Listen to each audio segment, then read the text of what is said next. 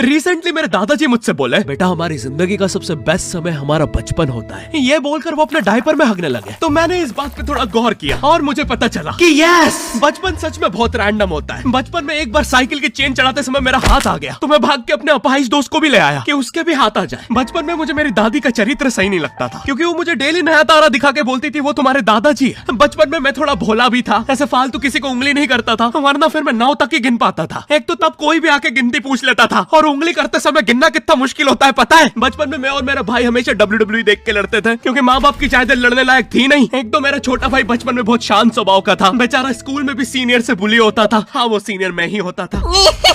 एक बार मुझसे बोलता, भैया डॉक्टर बनना मेरा सपना है। तो मैंने उसे नीट की बुक्स ला दी, तो अब वो उसका पूरा सपना बन गया। अब वो डॉक्टर गेम में भी बीमार ही बनता है, और बवासीर पीछे होती है। चिंटू, बुक्स नहीं पढ़ रहा है तू? एक बार बेचारा बिस्तर पे गिर के रोने लग गया, तो सब बोलने लग गए, कुछ नहीं हुआ, चींटी मर गई, चींटी मर गई। मैं यहाँ सोच रहा हूँ फिर अभी तक हम चींटियों वाले बिस्तर पे क्यों सो रहे थे? हाँ, घर में सबकी पीठ पे ददोड़े हो रखे हैं। हाँ, ये नहीं गिरता तो हमें तो पता ही नहीं चलता बिस्तर पे चींटियां हैं। हम तो सोए जा रहे हैं चींटियों वाले बिस्तर पे। और स्कूल में जब भी ये छोटे भाई पैंट में हक देते हैं, तो बड़े भाई को क्यों बुलाया जाता है? पता है कितनी घनघोर बेइज्जती होती है पूरी क्लास के सामने, और बुलाते भी इतने सस्पेंस है, वो देख के बड़े भाई का हगना निकल जाता है। ऐसे 2 छोटे बच्चे स्लो मोशन में भाग के आ रहे हैं। हाँ, वो उनकी नॉर्मल स्पीड है।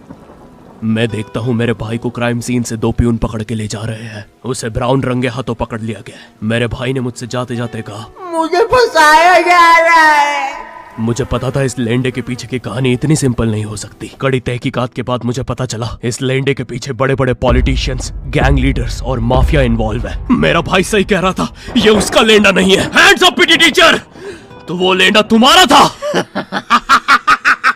तो तुम्हें पता चल ही गया, तुम मुझे कभी नहीं पकड़ सकते। रुको, भाग गया। जाने दो उसे बेटा, हमने पीटी टीचर के बड़े भाई को बुला लिया है वो लेंडा उठाने।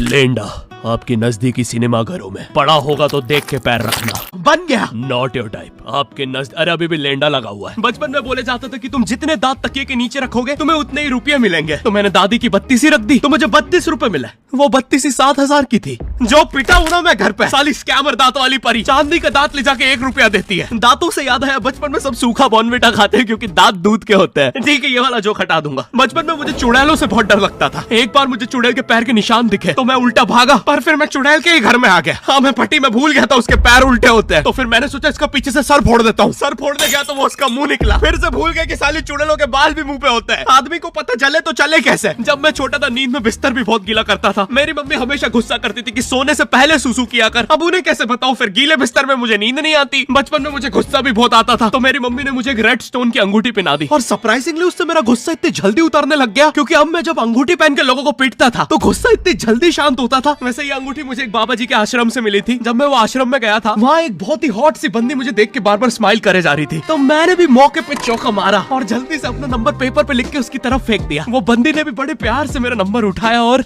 खा लिया। अरे भाई, उसको भूत लगे, वो तब से सबको स्माइल दे रही है। हम भी सुबह से नंबर फेंक रहे हैं, अभी तक 2 किलो पेपर खा गई है। हाँ, अब तुम्हें भी ऐसे रैंडम भूतों या स्ट्रेंजर्स पास नंबर ना फेंकना पड़े प्यार के लिए, इसलिए आओ हैपन पे चले। यहाँ तुम्हें मिलते हैं तुम्हारे कॉमन इंटरेस्ट के लोग।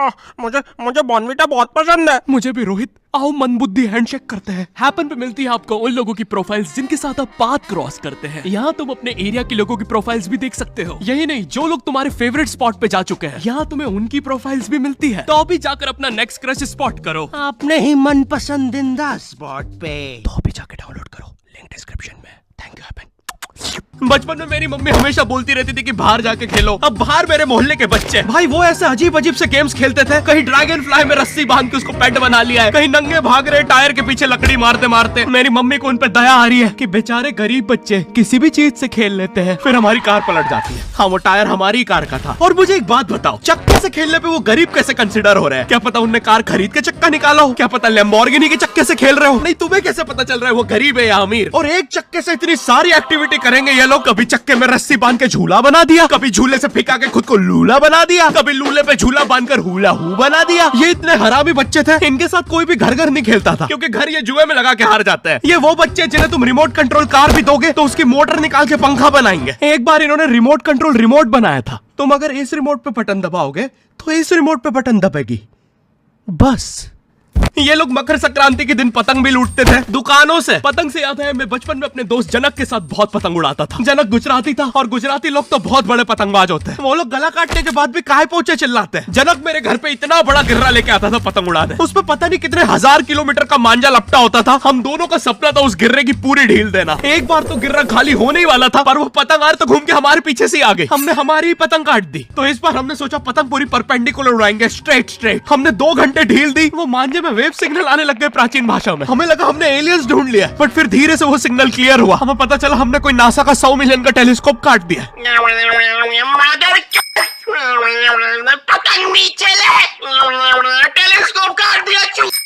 नासा का टेलीस्कोप जैसे ही नीचे गिरा बच्चों से पहले विसरो ने लूट लिया। बहुत वियर्ड था, इतने सारे बुड्ढे छत कूद के भाग रहे थे। एक तो जनक के मांझे में इतनी सारी गठाने होती थी, वो मांझा इतना भारी हो जाता था। हम चौथे माले से पतंग उड़ा रहे, वो दूसरे माले पे उड़ रही है। बचपन में बोला जाता है किसी भी स्ट्रेंजर से बात नहीं करते, तो फिर मैं इशारे करता था। तो फिर दादी मेरे चरित्र पे सवाल उठाती थी। दादी से याद है पुराने जमाने में एंटरटेनमेंट के लिए कुछ होता नहीं था, तो लोग 7-7, 8-8 बच्चे पैदा कर लेते थे ताकि उन्हें जायदाद पे लड़ता देख मजे ले सके। मेरे पापा के 5 भाई और 4 बहनें हैं, टोटल 9 बच्चे। मेरी दादी ने जिंदगी के 9 साल बस बच्चे दिए। दादी ने 9 साल तक पेट में इतनी लातें खाई है, उनके अंदर से एब्स आ गए थे। मेरी दादी लिटरली अंदर से टूट चुकी थी। उनका इतनी बार ऑपरेशन हो रखा है, उनको डॉक्टर ने टाकों की जगह चेन लगा दी थी। भाई आज के जमाने में तो इतने बच्चे कोई पैदा नहीं करता, उल्टा अबॉर्शन करवा लेते हैं। और यस मैं अबॉर्शन बोलूंगा क्योंकि मुझे जेल नहीं जाना। एक तो इंडिया में भी अबॉर्शन करवाना लीगल है, लेकिन बच्चे का जेंडर जानना इलीगल है। मतलब तुम मार तो सकते हो लेकिन किसे मार रहे हो ये पता नहीं कर सकते। तो देखो अब रिस्क कितना बढ़ गया है। क्या पता अंदर शेर बैठा हो या कोई बड़ा गैंगस्टर, क्योंकि तुम्हें तो पता नहीं है तुम किसकी सुपारी दे रहे हो। क्या पता वो अंदर बंदे लेके बैठा हो। बचपन में सबके मम्मी पापा डराते हैं मस्ती मत करो वरना बोर्डिंग स्कूल भेज देंगे। और मुझे बोर्डिंग स्कूल से इसलिए डर नहीं लगता था कि मैं वहां जाके अपनी फैमिली से दूर हो जाऊंगा। मुझे बोर्डिंग स्कूल से इसलिए डर लगता था क्योंकि वहां पे वो बड़े दांतों वाला ईशान अवस्थी होता है। मैंने पहली बार जब तारे जमीन का ट्रेलर देखा था तो उसमें वो पागल बच्चे ने आतंक मचा रखा था। फिर मैंने मूवी का नाम पढ़ा तारे जमीन पे। मुझे लगा बिछाए होंगे इस पागल को पकड़ने के लिए, शॉक वॉक देना होगा तारों से। इसके तो दांत भी इतने बड़े हैं, सारी तारे काट देता होगा। मुझे ट्रेलर देख के लगा कोई एक्शन मूवी है, आमिर खान जोकर बना हुआ है। मुझे लगा यही तारों का जाल बना के पकड़ेगा पागल को। हाँ ट्रेलर देख के तुम्हें क्या ही समझ में आएगा। एक शॉट में आमिर खान बोल रहा है आपके बच्चे को डिसलेक्सिया है, फिर अगले ही शॉट में जोकर बन के बड़ा मछलियाँ उड़ती क्यों नहीं। फिर मुझे लगा ये शायद अपने माँ बाप को बोल रहा था। और दया तो मुझे उस लंगड़े बच्चे पे आती है जिसके बगल में ईशान अवस्थी को बिठा दिया था। वो बेचारा उठ के भाग भी नहीं सकता। और मैंने तो सुना था बोर्डिंग स्कूल में बस नॉटी बच्चे जाते हैं, तो फिर इस बेचारे गाय से बच्चे को क्यों यहाँ भेज के रखा है। कहीं ऐसा तो नहीं इसके पहले पैर थे और ये बहुत मस्ती करता था तो माँ बाप ने पैर तोड़ के इधर भेज दिया। बस भाई मेरा हो गया है आज का। अगर तुम्हें वीडियो पसंद आई तो यार लाइक मारो। एम